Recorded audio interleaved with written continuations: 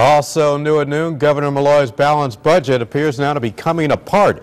Despite increases to almost every tax on the books, estimates are now showing a potential $100 million deficit.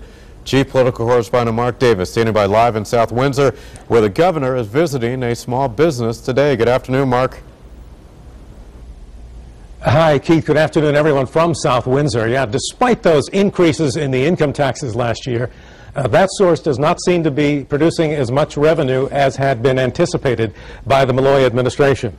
The governor is scheduled to announce his state budget adjustments 3 weeks from today in a speech to a joint session of the General Assembly. He has pledged to end the current year in the black and says he will do so by trimming the budgets of state agencies to live with the amount of money that is coming in.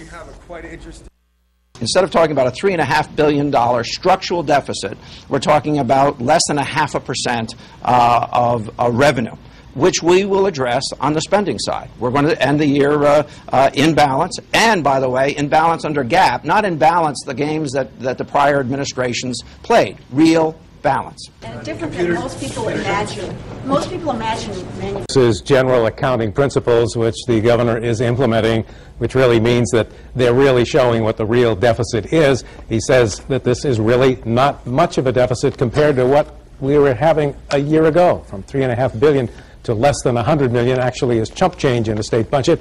However, the governor does have his critics. And down in New Jersey, Governor Christie apparently is proposing a 10% cut in the income tax because he says he was able to restore integrity to government by cutting spending, something the Republicans here think Malloy should have done more deeply as well. We'll have more on this story and reaction to it coming up starting tonight at 5. Live in South Windsor, Mark Davis, News 8.